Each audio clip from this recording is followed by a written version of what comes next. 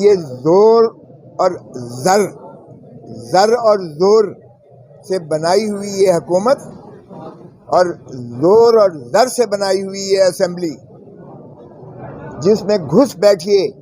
मैं जिस हल्के से जीता हूँ कौमी असेंबली का इलेक्शन, उसके करीब ही मोहतरम नवाज शरीफ साहब हारे हुए हैं डॉक्टर यास्मीन से।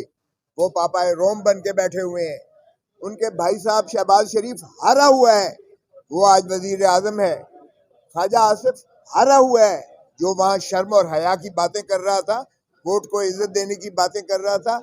रिहाना डार से हारा हुआ है वो, और बुरी तरह हारा हुआ है। वो आज भाषण दे रहा था।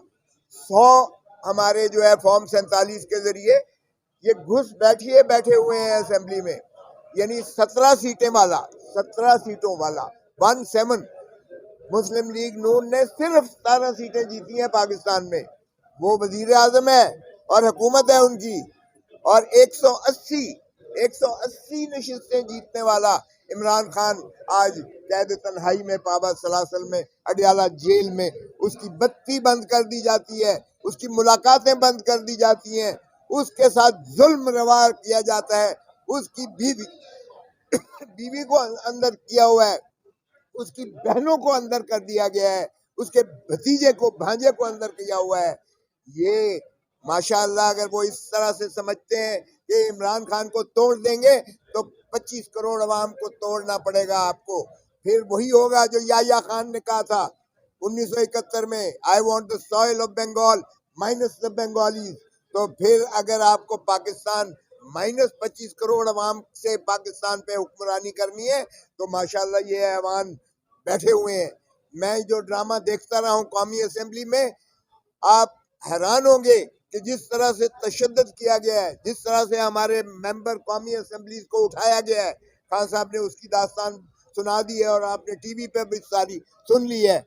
आपके साथ जो जुल्म और जबर हुआ है मीडिया के साथ, यानी आवाज को बंद कर दिया गया है, हमारे लिए एक कंटेनर स्थान बना दिया गया है। आप अगर देखें तो मुझे एयरपोर्ट तक जाते हुए इतना टाइम नहीं लगा, इतना टाइम लगा, ज्यादा टाइम लगा लंदन जाते हुए, इतना टाइम मुझे नहीं लगा था। तो ये आप अंदाजा करें कि इस बेहयाई और ढिठाई के साथ अगर आप 26वीं तरमीम करते हैं, और 26वीं तरमीम नोटिफाई भी हो चुकी है ऑफिशियली, सदर साहब ने असेंट भी दे दी है उसकी, और वो नोटिफाई कर दिया गया है। तो ये एक और काविश है जो अदलिया को गुलाम बनाने की है। पहले भी मेरा सर जो है आपके सामने है, 26 टांके आज भी आपको नजर आ रहे होंगे। 2000 जब इफ्तिखार चौधरी को, जब हमारे चीफ जस्टिस को खींचा गया था बालों से इस केपी हाउस में, इस सिंध हाउस में, तो भी हमने तहरीक चलाई थी। और वहां से आप देखें कि जो शख्स मुक्के दिखाता था कि देखिए मेरी ताकत, वो जब बुकला काला कोट निकला है और उसके पीछे अवाम ने तायद की है, तो फिर खशो खासाक की तरह बह गया है। और उसकी जो है जस्द खाकी बाद में मरने के बाद पाकिस्तान में आया। लेकिन शर्मनाक उस इदारे को मैं कहता हूँ, समझता हूँ कि उसको उन्होंने वो दिया, यानी ऑफिशियल वो दिया, हालांकि वो कंडेम्ड प्रिजनर था जिसने आइन तो शिकनी की थी। अब भी आइन शिकनी हो रही है। ये इस असेंबली को ना तो ये अख्तियार था कि ये लेजिस्लेशन आम करें, ना इनको अख्तियार था ये आइन को तरमीम करने का अख्तियार था। ये इन्होंने बुलडोज किया है। और जिस तरीके से खान साहब ने बताया कि हमारे ही सेनेटर्स और एमएनएस को उठाया गया, उनके बीवी बच्चों, माओ बहनों, बेटियों को उठाया गया और उनकी जो है वीडियोस बना के और ब्लैकमेल किया गया। मुझे बताएं, इस तरह से इंसानियत सोच सलूक किया गया है। मैं तो हैरान हूं कि पाकिस्तान सारे को उन्होंने एक गैरिजन स्टेट बना दिया है। पहले हम इसे पुलिस स्टेट कहते थे, अब ये गैरिजन स्टेट है। और ये किस जोम में बैठे हुए हैं। और भाई तुम्हारे पल्ले कुछ है भी? पहले पूछे तो सही, शहबाज शरीफ के पल्ले या नवाज शरीफ के पल्ले या मरियम बीबी के पल्ले या वो जो है मुफ्ती साहब है, इनके पल्ले कुछ है? और इनको तो वजीर खजाना भी दिया गया है, इनको तो वजीर दाखिला भी दिया गया है। और माशाल्लाह इतने बड़े मौसम नकवी साहब अक्ल कुल हैं कि उनको जो जहां जहां दिया गया है उन्होंने वहां तबाही फेरी है। अब क्रिकेट भी उनको दे दी गई है। तो ऐसे में आप अंदाजा करें कि वकला ने जो अज़्म किया है, हमने पहले भी जो है तहरीक चलाई थी और बड़ी मुश्किल से बड़े खून देकर और सलासल होकर हमने अदलिया को आज़ादी दिलाई थी। एक आज़ाद अदलिया ही आइन का तहफ़्फ़ुज़ कर सकती है, बुनियादी हकूक़ का तहफ़्फ़ुज़ करती है। कुफ्र की जो रियासतें तो चल सकती हैं, बेइंसाफी की और जुल्म की रियासत नहीं चला करती है। खुदा का खौफ करो, 1971 के साने से कुछ तो सबक सीखो, कुछ तो सबक सीखो। उस वक्त भी आपने धुतकारा था अवाम के मैंडेट को, आज भी आप धुतकार रहे हैं अवाम के मैंडेट को।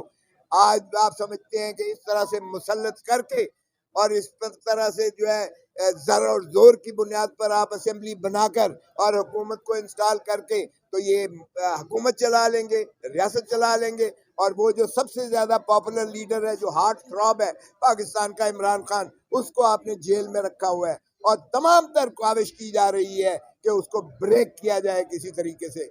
मगर वो शेर का बच्चा वो कहता है कि मुझे ये इन्होंने कैद तन्हाई जो दी है, इससे मैं हजार गुना ज्यादा स्पिरिचुअली, फिजिकली और मेंटली ज्यादा स्ट्रांग हुआ हूँ। यानी रूहानी तौर पर, जिस्मानी तौर पर और मैं ज़हनी तौर पर इसमें हजार गुना ज्यादा पहले से मजबूत हूँ। ना मैं डील करूंगा, ना मैं इन चोरों लुटेरों की तरह भागकर मुल्क छोड़कर सरूर महल में जाऊंगा। मेरा जीना मरना इसी धरती में है और मैं आवाम को सही आज़ादी दिला के रहूंगा, चाहे मुझे सारे पाकिस्तान की जेलें ही क्यों ना फिरा लें। ये है वो, मैं समझता हूँ अज़्म, ये है वो जज्बा जिसकी कदर करनी चाहिए। आज अगर इमरान खान जेल में ये मुशक्कतें और सऊबतें बर्दाश्त कर रहा है तो वो आपके लिए कर रहा है, वो पाकिस्तान के अवाम के लिए कर रहा है, हमारे बच्चों के लिए, बच्चों की बच्चों के लिए, नस्लों के लिए कर रहा है। आओ उसका साथ दो, उसका साथ दो। अगर सही माने में मुल्क को आज़ाद करवाना है तो मैं समझता हूँ कि हम इसको मुस्तरद करते हैं। ये जो जर और जोर से ये जो फ्रॉड किया गया है, ये जो पास किया गया है, हम इसको फ्रॉड करते हैं। बहुत मेहरबानी। मैं सिर्फ एक बात क्लियर करना चाहता हूँ कि ये जो मूवमेंट है और ये जो हमने प्रेस कॉन्फ्रेंस की है, ये वकला के बिहाफ पे की है, इसमें किसी सियासी जमात का कोई ताल्लुक नहीं है। एग्जाम्पल ज़िमनन दी गई हैं।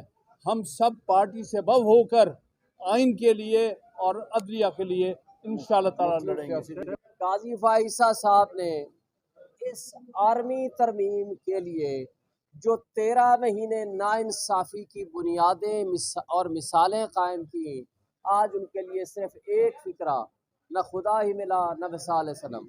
बिलाखिर आपको जाना है, आपने चले जाना है, आप चले गए हैं।